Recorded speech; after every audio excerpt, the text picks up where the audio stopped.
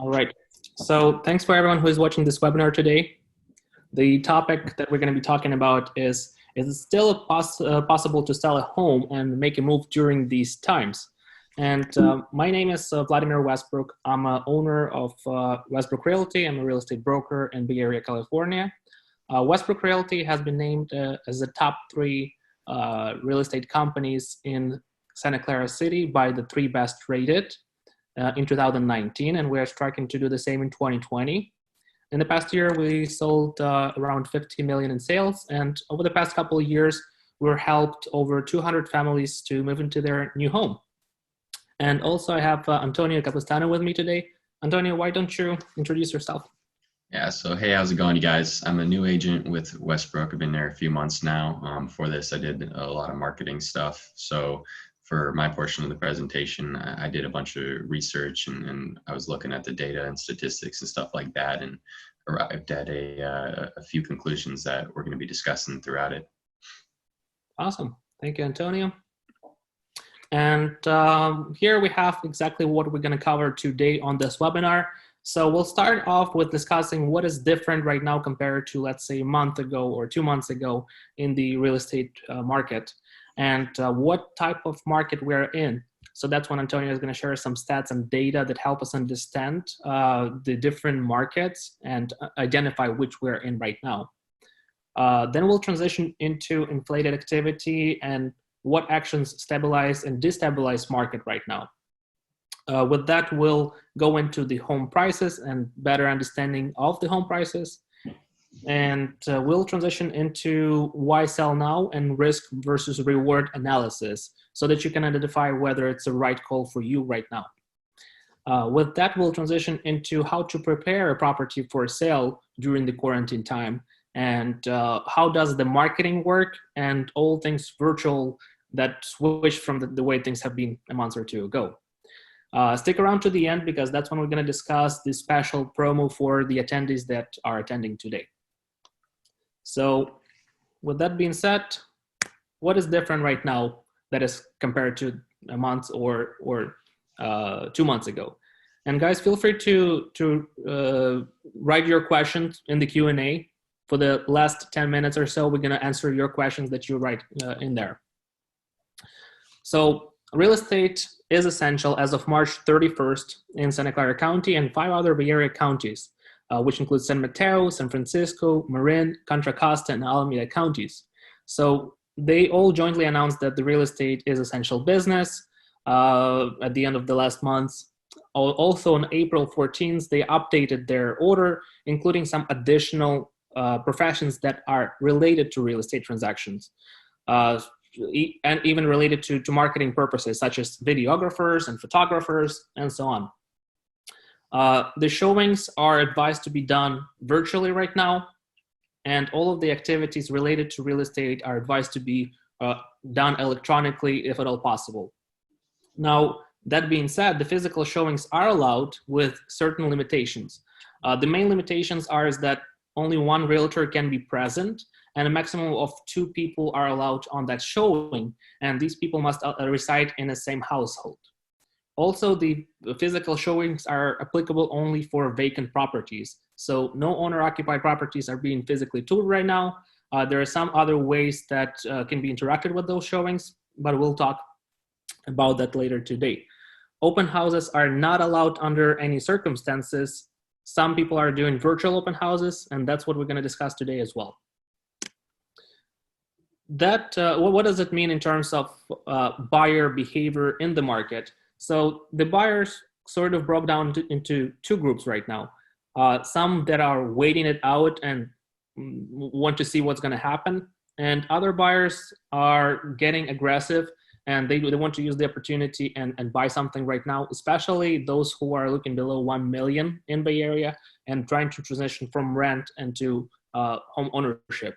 But also the playing for buyers went up, and that gave birth to more serious buyers because banks they're raising their requirements right now. Some banks, they ask for higher down payment of 20 to 25%. Some banks are asking for the credit score to be higher than it used to work for the same application. With that being said, we also see listing agents requiring pre-approvals even to see the property physically. So pre-approval right now matters more than ever. And if during normal times it's required to write an offer, right now it's even required to view property in some cases. Also, we see more of the drive-by appraisals right now. So what is the drive-by appraisal and how is it different from standard appraisal? Well, standard one is when the appraisal is going to the interior of the property and makes an analysis based on that. Right now, with the increased volume of the applications and refinancing, drive-by appraisals have been practiced more than before, because this way it saves time. The appraisal literally drives by and takes pictures of the exterior and tries to make an analysis based on that. Of course, bank is taking a higher risk on it. That's why they do these drive-by appraisals for some of the lower risk loans with a higher down payment and with the better security of the consumer. But it's sort of becoming a thing right now too. There is around, I think, 8 forms that were released by California Association of Realtors to be added or supplemented with the standard purchase agreements. And in this webinar, we're not going to be going into details for all of these forms. If that's something you want to get a better understanding of, you can schedule a call with me and Antonio, and we'll be happy to go over this in details. But just to give you a short version to understand what these forms were created for example, coronavirus addendum or amendment, this form creates a contractual agreement if the transaction is affected by unforeseen circumstance. So loss of income or anything related to COVID-19 and affecting deadlines and contingencies and close of escrow days, all of those things can be affected right now. And this is why this addendum is there, to prepare for those provisions and to make sure that both buyer and seller is going to be protected.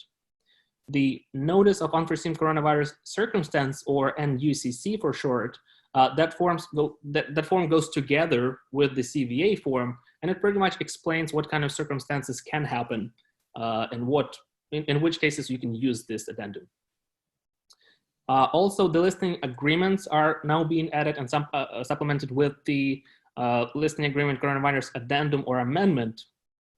And this form also outlines the seller and broker's agreement as to when a visitor will be granted permission to enter the property. So this document makes sure that the seller understands potential risks, as well as how the marketing is going to work during these times. So it makes it very transparent. It also allows for provision for the property to be taken off the market, and what's going to happen in that case if you need to temporarily remove it while we're waiting the quarantine. So that's that. Property viewing advisory and declaration. So those physical showings that are occurring right now, they must be supplemented with the declaration from buyer to seller and from the seller to buyer. This is somewhat confusing document right now. So if you want to get a better understanding, like I said, feel free to jump on a line with me or Antonio, and we'll be happy to cover that. The social distancing protocol, this is something that is being practiced for those listings that are being shown right now. So on all vacant property, there must be a social distancing protocol posted, which explains how to tour properties and how to be safe and how you can follow the guidelines to protect yourself and how to protect others. The interesting thing is that right now, on the MLS, and this is going for the at least MLS listings and for Bayist, the days on market are not being counted for. So what that means, if the property was listed on the MLS on March 17th, as of today, it still shows as 0 days on market. So what this does, it helps, because normally the stats are that the property longer on the market, people feel that the property is not, may have some issues or whatnot. So MLS, they put a pause on that because of the situation that is happening right now. So the days are not being accumulated. Now, that being said, Redfin, Zillow, and other third-party platforms, they're still counting days on market. So how is it all gonna work if the property is removed from the MLS? Will the Redfin, Zillow still show days on market? We don't know exactly, but we thought we were gonna put it out there just for your information. We also see new ways to sell using the technology. So these same websites like Redfin and Zillow, they're adapting to the change. They're implementing their virtual tours, They made it very easy to access and to navigate. So those are the footprints that are going to be remaining here even after the shelter in place is lifted and the quarantine is over. They have improved some of their websites to be more virtual and user-friendly.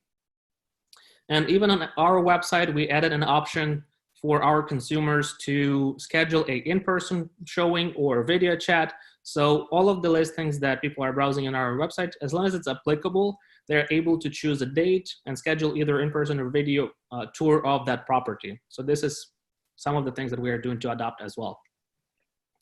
And with that, I want to transition into statistics and data that Antonio prepared. So Antonio, why don't you take it away? Yeah, okay, so let me open up and start sharing the screen. PowerPoint, and then go there. Okay, is it showing full screen for you? Yeah, perfect. Okay, so start off with, Real you know, quick, just the black square, if you can lift it up on the right side. yeah, I'll make it, Minimize it. just minus it. Okay, and there we go. Yeah, so to start off with, the main topic that we're gonna be trying to figure out throughout this is, should you sell? And this is obviously based off of just the research that I've done. And you know, you're always going to want to do your own research. We're not financial advisors. This is just our personal opinion. But some of the things that we're going to be covering to support, you know, the statement that, you know, the statements that I'm going to make at the end are, you know, what type of market are we in, and what does that mean for the sellers? Then we're going to go over the nominal versus inflation adjusted home price data, what drives our national and local real estate markets, what's stabilizing our local and national markets in the short term versus what's destabilizing them in the long term, and the risk versus reward of selling now or waiting. You know, how much bang for your buck are you going to get in the 1 to 2 month period, 3 to 4 month, or if you decide to wait a year or two or beyond. So just to start off with, this is a graph here that's showing the US national home prices, which is the blue line, versus the San Francisco home prices, which would be the red line. Now, to clearly, you know, show you what type of market we're in, which is cyclical, you're going to see that where I have the green arrows and the red arrows, we have a lot higher peaks and we have a lot lower lows, you know, higher highs and lower lows than the national average. Now, every single market, whether it's cyclical, linear, or hybrid, is going to have some element of being cyclical. Everybody goes on the same ride when we have recessions and stuff like that. But the difference is you're going to see dramatically higher highs and dramatically lower lows in those specifically cyclical markets, and kind of to medium effect in the hybrid markets. Then the linear markets, which are typically in the Midwest, you're going to see more of a stable kind of upward growth over time with very minor cyclical elements. The markets that tend to be cyclical like us are on the far east and west coast, places like Miami, New York, Los Angeles, and then obviously the Bay Area, Silicon Valley. So, and then the hybrid ones would be places more like Tennessee or Orlando that are kind of in between. So what makes the Bay Area a cyclical market? Our home values, they're more closely tied to the national and international markets. We're obviously selling a lot of services and products that go, you know, across the US and across the world. So when the economy is good and a lot of people are purchasing nationally and internationally, you know, we're doing really good. But at the same time, when the local or global economy is doing bad, we're going to see the effects of that a lot more heavily. So that's one of the biggest things that makes us such a cyclical market. A lot of our home values and stuff like that are based on income, stocks, and subsequently the services and products that we're selling, you know, that drive those values. So, you know, in contrast, places in the Midwest and stuff like that are a lot of times going to be purchased by people that have their savings, right? They have a lot of blue collar jobs and they've just saved up a certain amount of money and they're able to go purchase a home. And that's partially from the types of jobs they have. And then that's also because of the prices of the homes in the different areas in comparison to places like New York and California, where, a lot of the times you need that stock value that the companies are giving you in order to buy a home when you have to put, 100 or 200 grand down. So why does this matter? Knowing what type of market you're in, it's part of determining whether or not your home is overvalued or undervalued in comparison to the history. So, obviously if your home is overvalued, assuming that there's no personal factors, whether you have to move now because you lost your job, or there's, personal issues, whatever it is, that's going to equate to a good time to sell if your home is overvalued in comparison to the prices in the past 50 years, adjusted for inflation. So we can only tell you if it's a good time to sell relative to the past market. Nobody is going to be able to tell you, or should tell you, whether it's going to be the absolute best time to sell. Nobody's going to be able to tell you the peak, and nobody's going to be able to tell you the very bottom. The only thing we can tell you is, hey, over the past 50 years, these are the peaks and these are the lowest of the lows. It's a lot more likely that the prices are going to revert before the highest peak, and it's a lot more likely that the prices are going to come back up before the lowest low. And that's just based on the data. So how else can we determine if it's overvalued or undervalued currently? Well, we can look at the nominal versus inflation adjusted charts. And what that is it's the nominal chart would be the chart that a lot of real estate agents will show you, where it's like, hey, if you buy a home, it doesn't really matter when, you shouldn't try to time the market because the prices are always going to go up. And then the inflation adjusted chart is taking that data and adjusting it for inflation and showing that you actually can, to an extent, time the market a little bit. You're, like I said, you're not going to be able to find the highest high or the lowest low, but you are going to be able to determine some sort of risk factor based on the past when you're looking at the true graph. So the true data is kind of shown here. The top one with the black line going all the way up, that would be the nominal. That's not adjusted for inflation. And then this line here at the bottom that's red and has the purple line going through it, the red line is when it's adjusted for inflation. So if you take a look at that purple line running through it, which is to represent, it's not exactly where it's supposed to be because I manually put that, but whether it's up or down a little bit, the point of this graph is that the prices, when adjusted for inflation, are always going to revert back to the mean. Yes, when you look at the nominal number, the prices are going to be going up over time, 500, 600, 700,000. But when you adjust it for your true buying power, can you sell that home? And then how many other homes can you go, and purchase? How many other assets can you go and purchase? When you're looking at your true buying power, there are times where it's better to buy, and there are times when it's better to sell. And within a reasonable doubt, can figure out, kind of where we are when you're looking at this.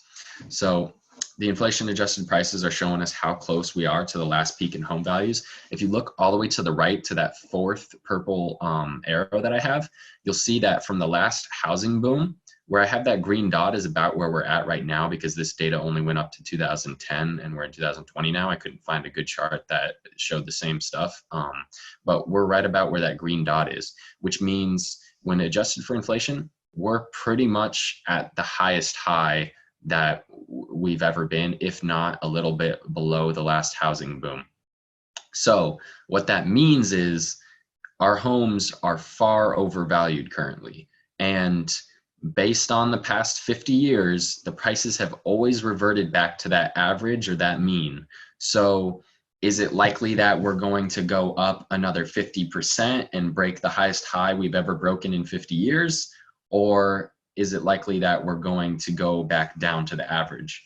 Now, to answer that question, you have to consider, what's driving our prices? What would drive that price up another 10, 20, 30%?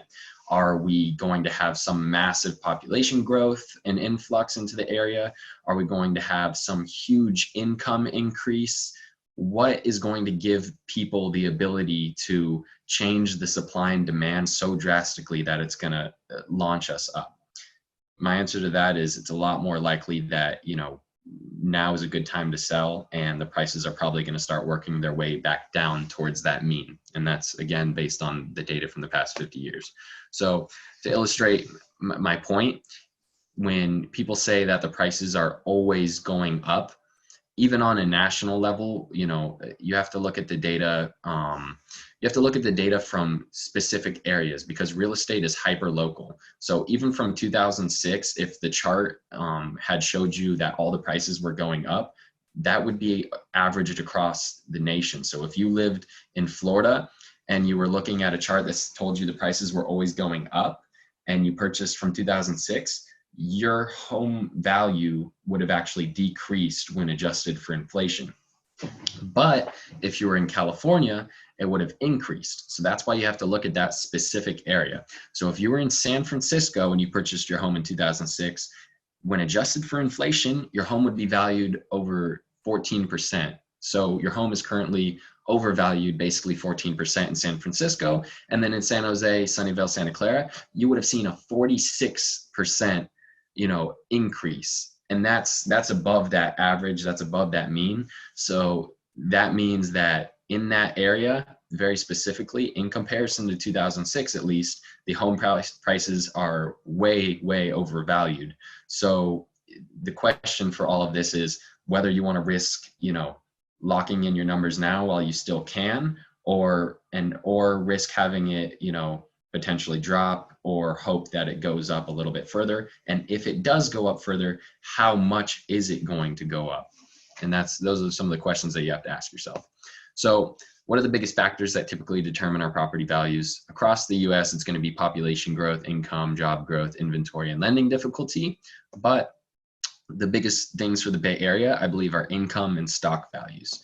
And the reason I believe that is because if you take a look at our property values, this chart, it doesn't show the national average, but if you saw the national average here, you'd see that we are far outpacing it by quite a bit.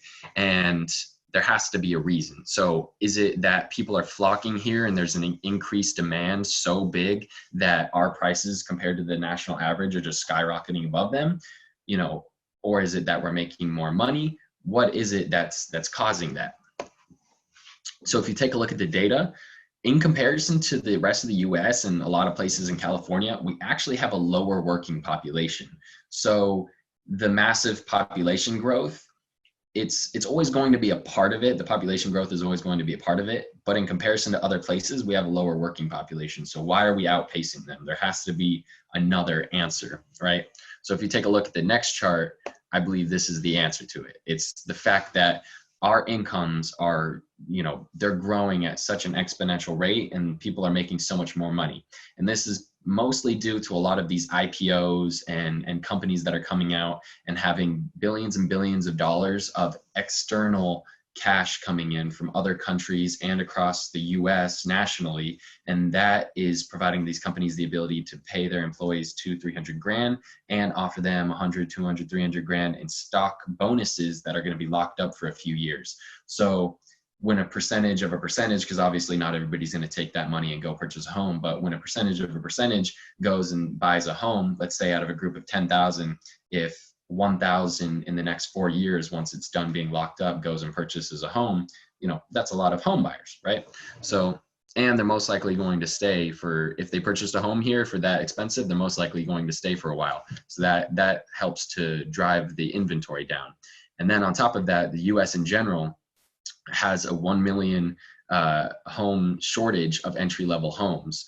And then on top of that, we also have an aversion to new housing developments. So the Bay Area, Silicon Valley does not like new housing developments. So we do not have enough entry-level homes. And our supply chain with construction companies and international resources are also strained right now. So our inventory for right now and into the future a little bit is going to be affected, and it's been affected pretty heavily in the past because of the things that I was just mentioning. So that's been driving our prices up, and I believe some of those things are going to be what causes our prices to stabilize in the short term at least. And on top of that, we've also had another 180,000 if not more listings pulled off of the MLS, which means that again, we have a inventory issue and people are making a lot of money. So that causes these prices to go up.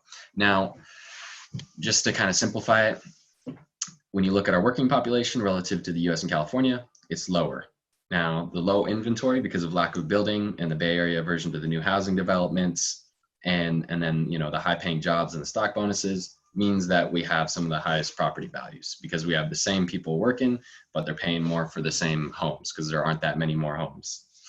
Plus, we have a little bit of an influx of population. So the problem is because there are a lot of things stabilizing the market, but right now with what's going on, there's also a lot of things destabilizing it. One of the biggest problems is because our prices are driven by income and stocks, you want to look at the data for income and stocks. And a lot of our mega IPOs, they are very negative when it comes to after going public. They're negative 30% for Uber, negative 30% for Lyft. Lyft is losing like 600 million a year. Smile Direct Club is minus 62%. And then the last one is minus 32%. Almost half of our mega IPOs are negative. So, the stocks that these people hold are worth a lot less. And then add on top, compound the fact that the situation that's going on right now has also driven prices lower. A lot of these buyers that we have in the Bay Area that are purchasing homes from stock don't have as much stock value now. So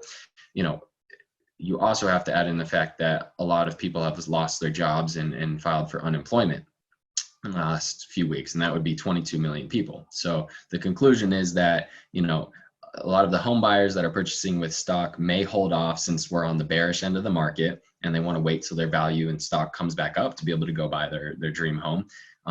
And they may have a perception that they're going to be able to get a deal down the line. And then our home buyers that purchase from savings may be laid off or have a fear of being laid off. So they won't be using their savings to make that home purchase in the coming months. And that's going to be a bigger deal in the Midwest. But it is going to affect us over here too.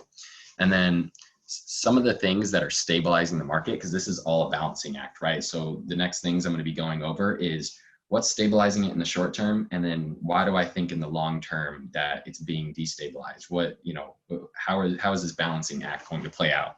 So currently, we have super low inventory across the US, like I mentioned earlier, 180,000 listings pulled off, not enough entry-level homes. And, there's a decreased trend of construction towards starter and mid-sized homes because the developers are able to get a higher profit margin selling those luxury homes, making it for $1 million, selling it for $5 million. They're able to get such a bigger profit that they don't want to build these starter and mid-sized homes. Then on top of that, aside from the supply chain issues right now, construction is going to get more expensive for the foreseeable future because of what's going on as well. So you have, all of these things that are going to artificially and naturally keep our inventory very low.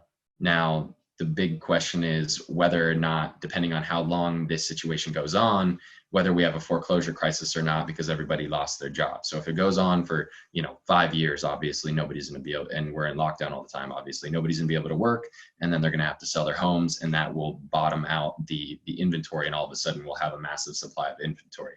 But if this is over in the next month or two, then the damage is going to be a lot less. The damage is still going to be done, but it's going to be a lot less. So that's the only real question.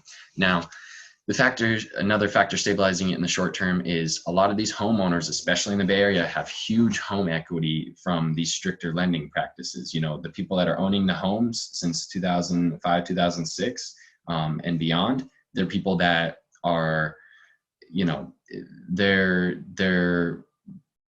more what would you call it? I don't want to say not better homeowners, but they're more likely to keep their home and making the payments and stuff like that because the lending practices were more strict, which means that a lot of these people, they didn't have to sell their home or anything like that. So they have massive equity that they've been able to create over the past 15, 20 years. So some of the homes that are around here went from being worth, 300,000 to $1 million or whatever, when you're not adjusting for inflation. So this huge home equity is going to be a little bit of a buffer because people in 2005, 2006, they just purchased those homes and then all of the prices crashed. So they had no equity built up to take out, and they had no, they had no buffer. But now if you have all this equity, you're able to take a little bit of that cash out. And if you lose your job or you have your income cut in half because the wife has to stay home with the kids or dad has to stay home with the kids, then you're able to take some of that cash and use that as a buffer.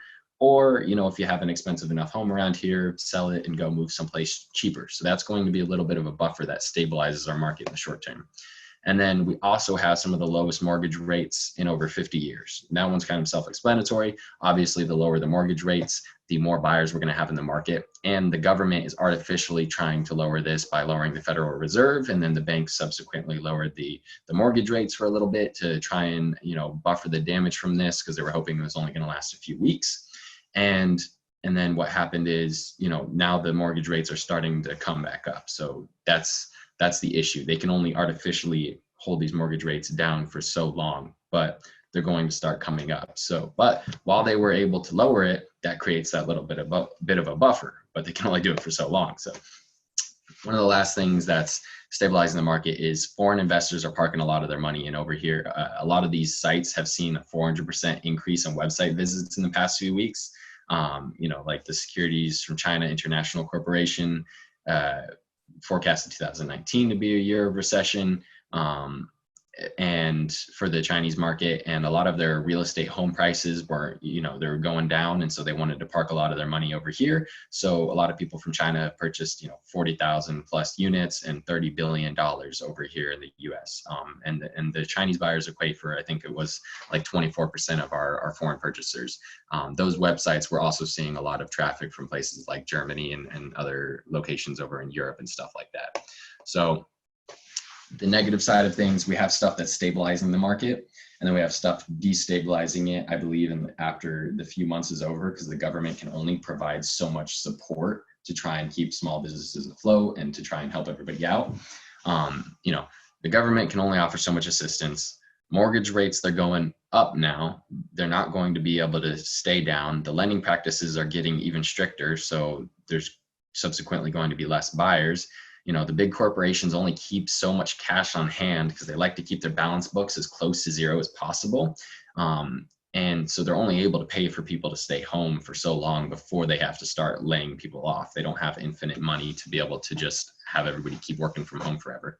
And then that damage is going to obviously be based on, how much longer people have to stay home. So the banks are taking less risk. Unemployment will increase beyond the 22 million. Just in the first few weeks, we've had 22 million people file for unemployment, but it's obviously going to increase because this situation is most likely going to come in waves. It's very unlikely that we just have, as they say, flattening the curve. It's very unlikely that it goes up and then comes straight down and we never hear from it again. It's probably going to go on for at least a year or two. The only question is it going to be a big wave? Or is it going to be, a big wave and then go down to a little wave because everybody controls their behavior and doesn't go out and, doesn't go to the clubs and stuff like that after this opens up and get everybody sick. Then we're going to see pay cuts. The government is only offering the payment protection plan assistance for those 8 weeks for the businesses up to 100K. So if you're making over 100K, your employer may decide to cut your pay in order to have their full portion of the loan that they took from the government from the payment protection plan covered. And then we have businesses are going to be more conservative with hiring because, the economy was going good. We had a bunch of hiring going on, but right now they're going to want to be more conservative unless because of what's going on, their industry is booming. If they're making masks, then they may hire more people. But for the most part, most of the businesses are going to be more conservative with hiring. So we're going to have a lower employment rate, especially when the pay is tied to the government assistance programs, like I said. Then we're going to have less consumer cash on the, once these companies come out, they're going to have less consumers purchasing from them, especially, the e-com will increase, but for all the public services like Uber and Lyft and stuff like that, if people aren't driving around, those companies aren't going to be able to stay above water. We're going to have less investment. And then all of the, the schools are going to stay out. Even if the majority of things open, they're probably going to keep the schools down for quite a while. So the pay of a lot of the people that own their homes or are renting and have kids is going to be drastically cut because one parent has to stay home with the kids. And then on top of that, the home equity is only going, like I said earlier, it's only going to create a buffer for people that have it. If you don't have the equity, you're not going to have that buffer. And then the international markets we're tied to are going to continue hurting for a long time because the US on the grand scheme of things is pretty spread out.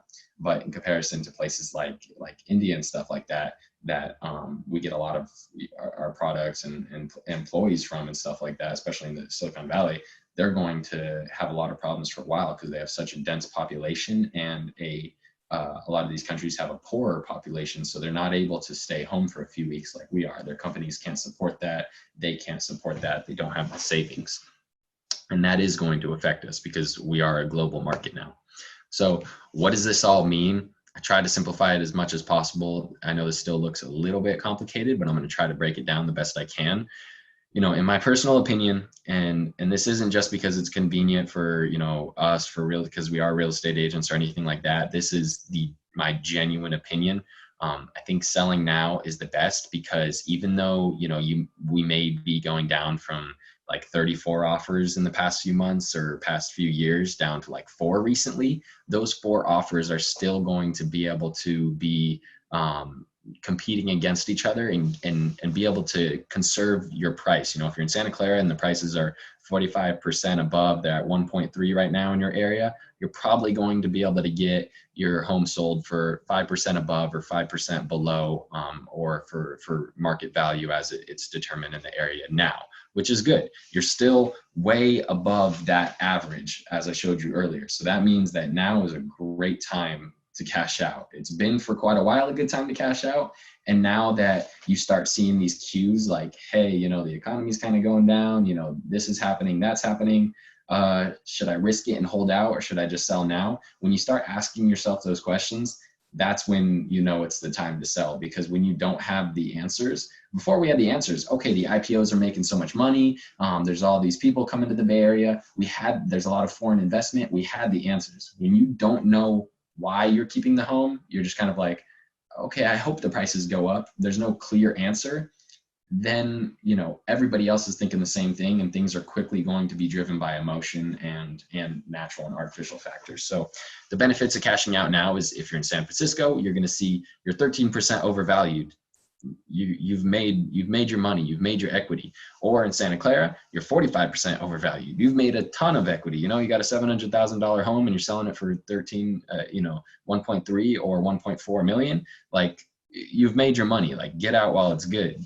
So if you're selling in the short term, 2 to 3 months, it's medium risk and low reward, because what are the odds that in 50 years your prices now that are at the top of the top are going to go above the last housing boom? It's never broken that point when adjusted for inflation. So the odds of it going above it are very, very low. So let's say you have a 10% chance that it goes above, you make another 5% on your 45% you've already made. Okay, that's amazing, right? But the low reward side of things is if things don't go right and this situation continues on for another month or longer, then you may lose that 5, 10, 20, 30% of equity that you've built up if your house is overvalued. And it might go below that line even further. And the more expensive the home, the harder it's going to be hit. The $1 million range is probably going to see anywhere from 5 to 15, 20% in the long term. And then the luxury homes, they may see huge price cuts. So if you're looking to sell in 6 months to 2 years, I just can't see really a single reason to wait it out, because we are, everybody thinks we're in a recession right now. We are very, very likely in a recession right now. When the prices go down, there are less jobs, there's less money in the economy. The recessions are not always directly tied to the real estate market, but everybody's going on the same ride. Like I said earlier, when prices go down and across the board and people can't purchase homes, there aren't as many jobs and all of that, the prices are going to go down. And there's nothing that I could see drastically increasing our demand in order to make prices go up in the next 6 months to 2 years. I could see in the short term, if this stops right now and all of a sudden they open up the market today, I could see a lot of buyers flooding the market before sellers can put their listings out. And then that will, in the short term, maybe give you an extra 10% max. But immediately after that, once they realize, okay, well, nobody else has jobs and all of these people were able to get their listings on the market, and there's nothing in the long term that's going to drastically increase demand, then we're slowly going to see, people start to sell, and then people are going to panic sell. And then the only question is, in the 6 months to 2 year period, what's the bottom going to be? Is this situation going to continue for 6 months and the bottom is going to be very low because we're going to have a lot of foreclosures, foreclosure crisis? Or is this going to be over in another month and it's going to be kind of medium? The question is, are we, in a recession or an extended recession? That's the only question. And I don't see anything positive that's going to all of a sudden, okay, make 1 million more buyers come onto the market. So what should you do? You should consider the upside to waiting it out. How much more are you going to make if you were to sell in this time period versus that time period? Then you're going to want to consider the downside to waiting. And then finally, you're going to want to consider your personal factors. What's your job stability? Do you have a $200,000 job and you're not worried about losing it at all? Your company's doing great. Your industry's doing great in this situation. How much home equity do you have? Do you own 100% of your $1 million home? Okay, take out a little bit of cash right now for a buffer just in case you do lose your job. And, and then if you're not comfortable selling now, it's okay to make that decision because you have that ability. And then taking a look at your time frame and, and so on and so forth. So part of all of that, because it is such a big topic, is wanting to discuss your options. So if you guys need help, again, like Vlad said earlier, just, reach out to us after this and we'll be able to set something up to help you guys out. So I'm gonna give it back over to Vlad now. And let's see. Awesome. Thank you, Antonio. Those are some important stats and valuable information. Trying to figure out how to get it back over to you. Okay. I gotcha. So you do decide that it is a good time for you to sell. Then the next question is, how do you go about the entire process right now in this market? The first step is, how do you determine the price for your particular property, right? And in a perfect world, it would be whatever you think that the home is worth. But realistically, we need to figure out the way, how do we estimate the value of a specific property? And here we've done a case study on Peyton Avenue listing in San Jose. So it was on sale a few months back, and it was listed at 1.320. And typically, to get an idea of the price, consumers go on the third-party websites like Redfin, Zillow, Trulia, and so on. And the problem is that these websites, they use what we call AVM, automatic valuation model. And so basically, the software tells what the value of this property is estimated to be. And it can be all over the place when you compare to different websites. So you can see that Redfin estimated at 1.513, while Zillow estimated the same property at 1.454.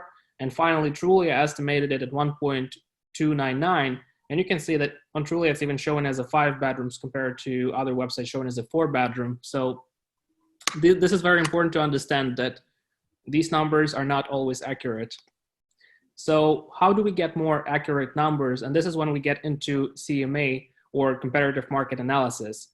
What that is and how it's different from the AVM, is that we actually get to manually inspect and find comparable properties and take into the account the age of the property, the condition of the property, and other factors to understand whether it's a good comparable or not. And we typically do these for an hour or so to get a deep analysis as to what are good comparables. So for coming back to this property on Peyton Avenue, the comparables showed us that the estimated market value should be around 1.350 on the lower end to 1.4 on the high end, in case it gets a lot of demand, a lot of activity. And the property ended up selling for 1.360. So although it's not always possible to narrow down to exactly the price what it's going to sell for, with the exception for a few dollars, here we did a 50K range, and as you can see, it sold within this range. So just wanted to highlight the importance of CMA compared to the AVM model. And for the speculation purposes, let's discuss what will happen if you overprice. And typically, you generate less exposure online. Less people are going to be looking at it. That will generate less buyers that are potentially interested in making an offer on this property. And of course, it will generate less money that you can make on the sale of that property. But on the other hand, you will spend more time to sell this property, and it's likely to have a few price cuts in order to try and get that exposure, try and get that attention to this property. And it will typically result in more stress because of all of these things above. So the next question is, once again, to speculate, what if you overprice and some person will come in with a higher offer that doesn't make sense, but it's there and they put it in writing. Let's say the home is worth $1 million, but somebody goes in with $1.2 million offer and they have a contingency in place. And then they do appraisal and it doesn't appraise at 1.2, obviously, because it's not the market value. So what the buyer can do in that case, they can just back out of the contract based on this appraisal. I'm giving some extreme examples, but this is just to highlight the importance. The price on its own doesn't mean much, but the conditions and whether it's close to the market value, that's what matters. And then before you list, these are some of the items that we recommend for sellers to do. Typically, everything starts with the inspection, but here at Westbrook Realty, we start everything with a pre-inspection.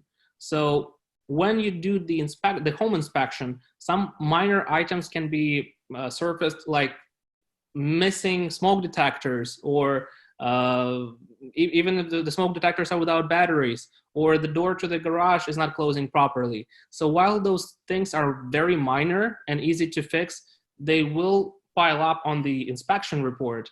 And what that will do, when buyers are analyzing the inspections, they see a long list of stuff and they feel like they don't like this property that much and they will come in with a lower offer.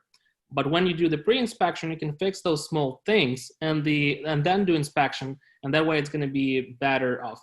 Sometimes you can do inspection and then do some repairs and then re-inspect, but that also seems like more hassle. So we recommend to do pre-inspection first, and then schedule the termite, roof, and property inspections, arrange for any necessary repairs, and then you gather the information for disclosures. This goes for the seller disclosures, natural hazard disclosures, HOA if applicable, agent visual inspection disclosure, among the main ones. Then you open the escrow even before you put it on the market, just so it's ready and escrow can work on the applicable paperwork. All of the paperwork can be signed electronically, for the exception of the final notary paperwork that is still being in works in California. And then you install a coming soon sign and start advertising the property and put it on the market. So some of the things that I want to discuss about marketing and what we are doing right now to help homes sell faster.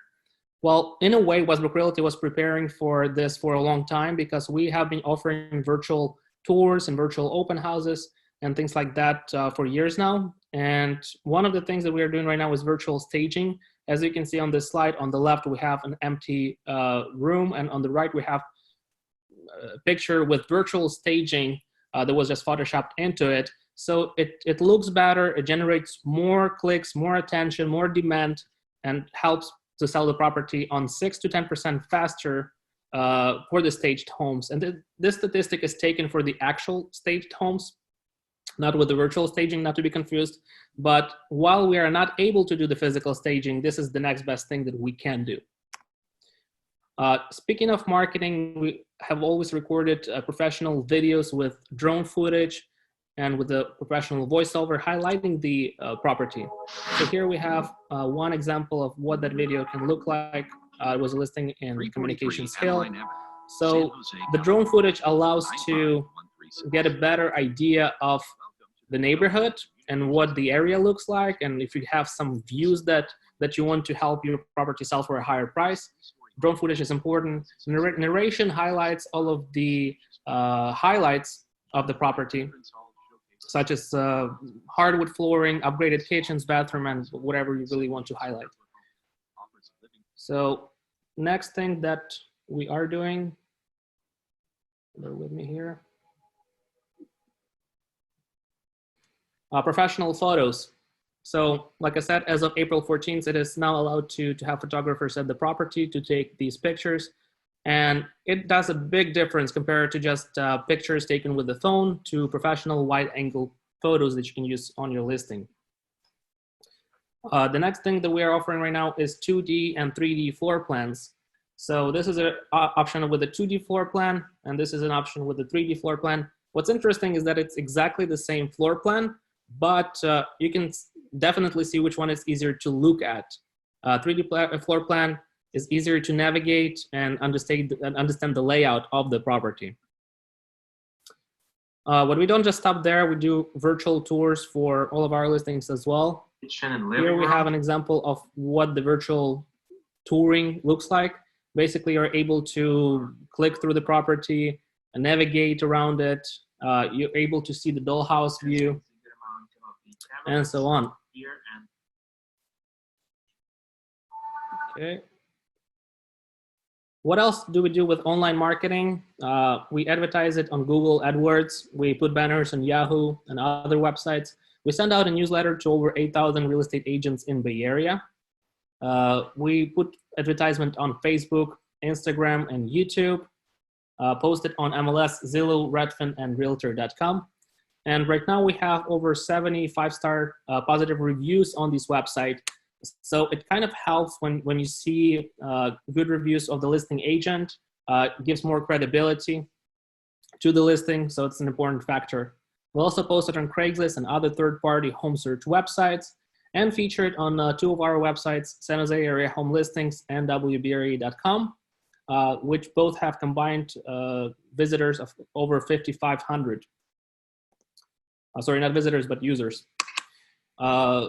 We're also doing virtual open houses right now, both for vacant properties and owner-occupied properties. So if the property is vacant, one of our agents is going to go there during the dedicated time.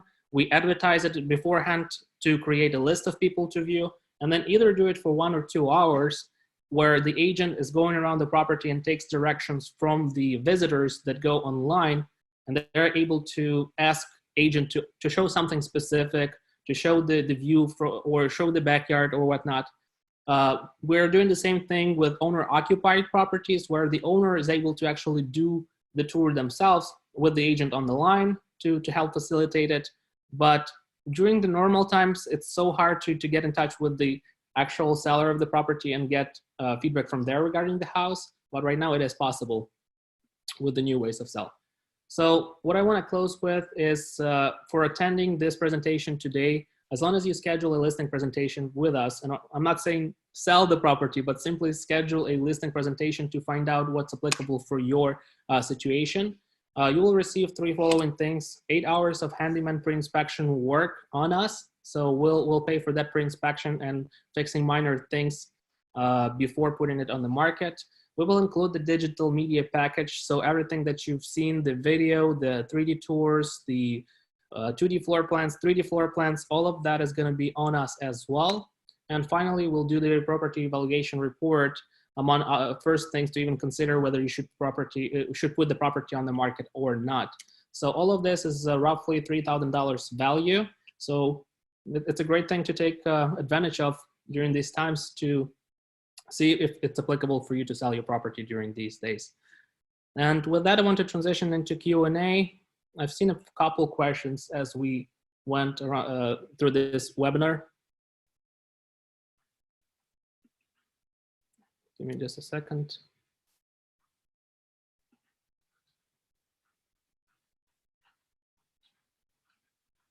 Okay. So there are two options. You can put them in the chat, and there's also Q&A button where you can type in your questions in the Q&A. So whatever is easier for you, feel free to address that. Okay. So here's one question. How can you create the digital media package if there are tenants in the house? Great question. It is tricky, trickier with tenants in the house. We would try to navigate with tenants to see if it's possible to make some arrangements. Of course, if the property is owner-occupied or tenant-occupied, it makes it more difficult. So that's something that we would have to see on a case-by-case basis and figure out. So feel free to jump on a call with us, and we'll see what are the options available for you, find out what the lease terms, and so on. But the short answer is that it may be possible, but more difficult to arrange. Another question is that are there still bidding wars? Yes, we do see the bidding wars. We do see multiple offer scenarios right now, although we do see less offers on the bidding. Hold on, another question came in. Yeah, so to answer that question about the bidding wars, if 2 months ago it was quite normal to hear that certain property got 30 offers on the table. Right now I hear like 3 to 4 offers on the table. So although it's still multiple, it's not like dozens of offers during the hot market on the peak. So there's that. Another question was, is the drone package available during shelter in place? Yeah. Yes. So since real estate is essential, we're able to take a videographer, take the video of the neighborhood. We're able to take the drone footage because we're actually not communicating with anyone during that. Yeah, and even if the photography and videography companies can't come out, we know how to use this stuff, and we're allowed to go out there as agents, so it's a little bit of a gray area. Yeah, and the great benefit is really that we have these media packages with our in-house contractors. So for example, if you hire a third-party company, you will be depending on their schedule.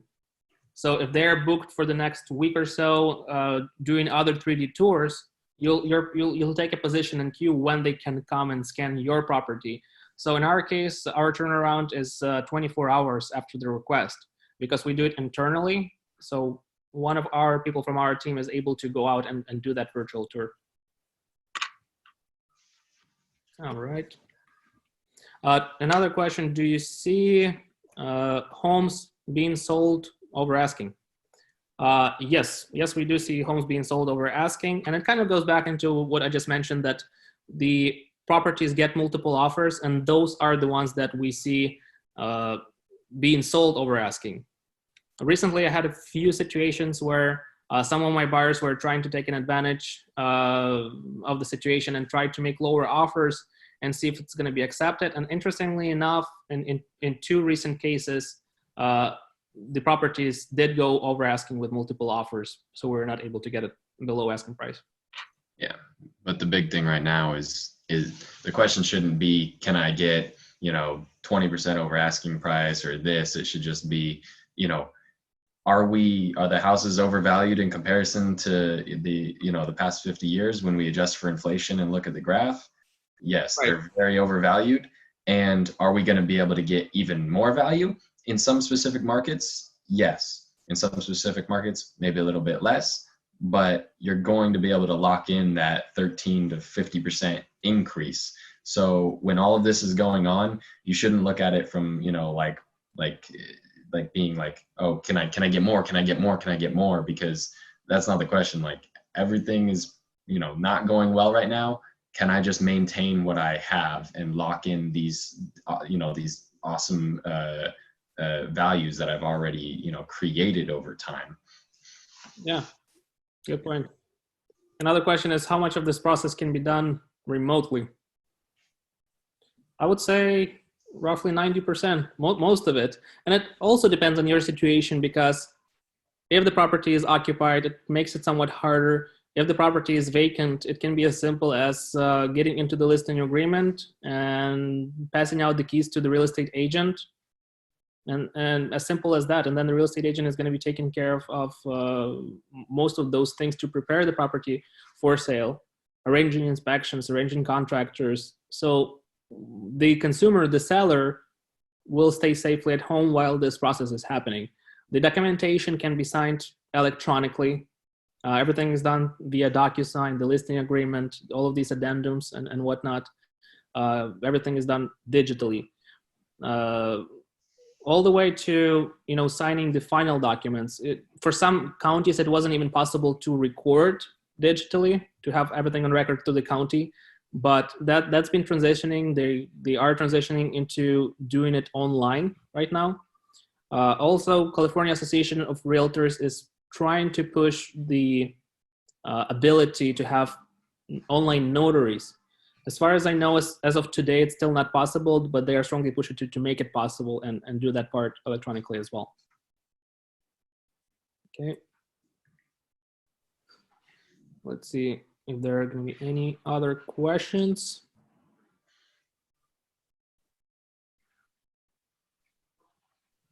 All right. So thank you for everyone for being here and watching this webinar. Everyone will receive the recording of it. That should be happening later today. If you have any questions, feel free to reach out either to me or to Antonio. We'll be happy to help you out. In the meantime, stay safe, stay home as much as you can. And I hope that you and your families are going to move through this smoothly and without any issues. Thank you, guys.